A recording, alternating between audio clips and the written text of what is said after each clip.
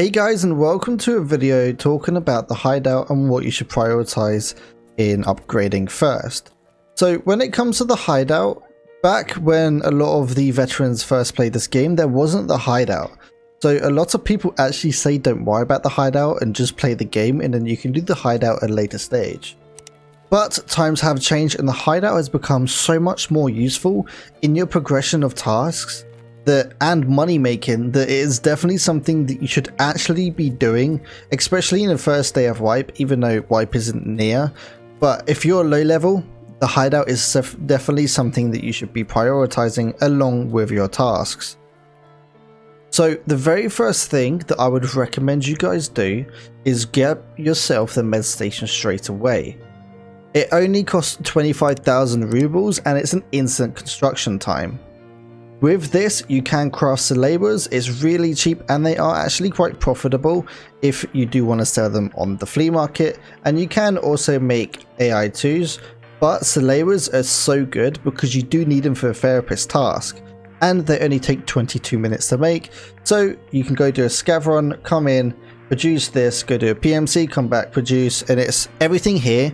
You can also buy from the therapist tier 1, which then of course you can give the Salabers because you need 6 of them to hand over to her for her task. But to actually power the med station, you need to get yourself a generator.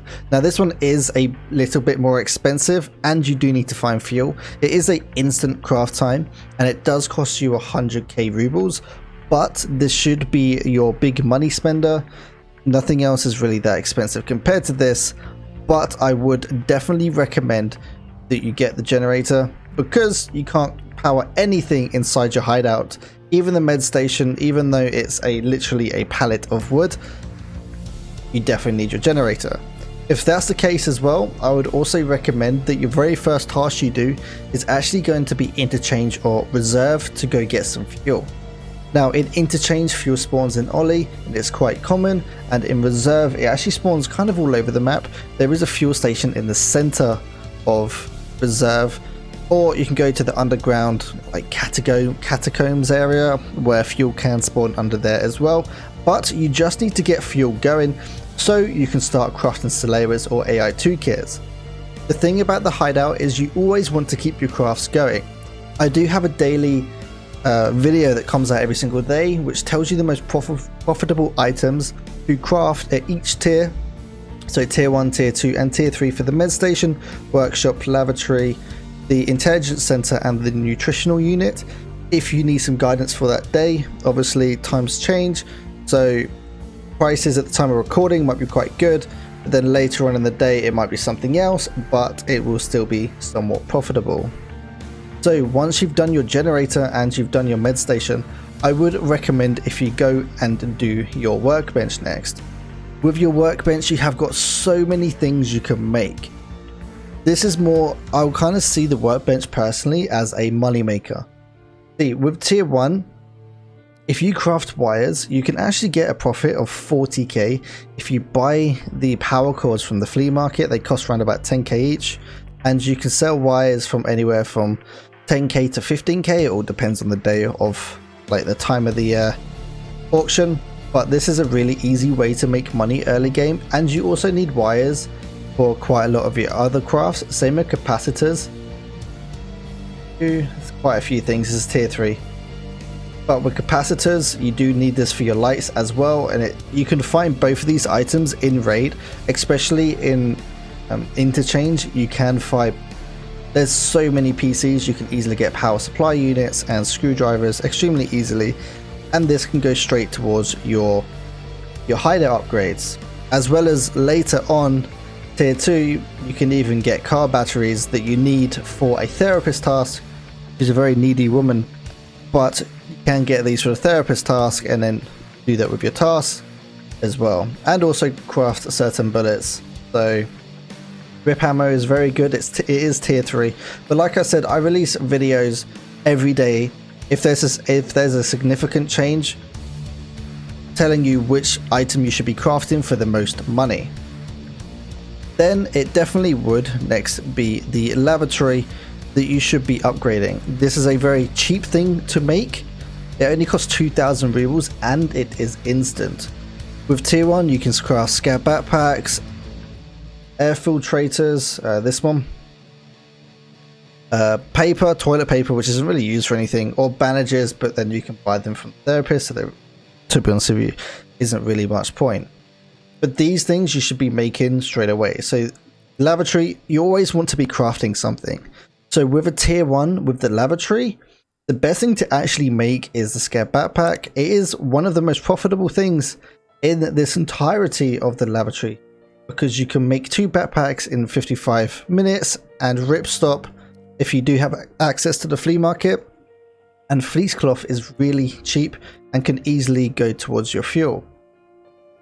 Also with the side thing, so in Tarkov you got 2 different types of fuel. You got the expedition tank and then you got the metal tank. So when this reaches 0, these metal tanks are actually useless, but with these expeditionary fuel tanks you can actually use it. So you've used it for your fuel and now you can use it to actually craft mag cases.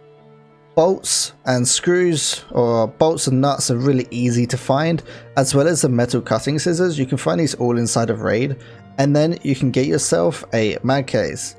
These things are brilliant. They store your magazines, and with a size of 49 they are actually quite large and definitely helps out in early game. Or you can go down the route of crafting hoses, which is what I like to do. Currently sitting at 100k on the flea market, definitely something great.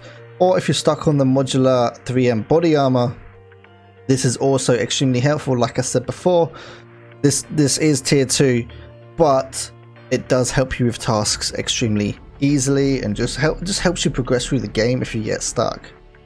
Now coming over to the nutritional unit, it really doesn't have much use early game, and to be honest with you, you don't actually want to be crafting anything with the nutritional unit early, mainly because you don't actually get any money from it. If you would like to make the Iskra lunchboxes, that's all you can make it tier 1, but to be honest with you, you kind of want to get it to tier 2 as soon as possible, but then you need to have your lavatory to level 2, and then that's when you start going down the rabbit hole of upgrading everything. I would definitely recommend if you upgrade stuff.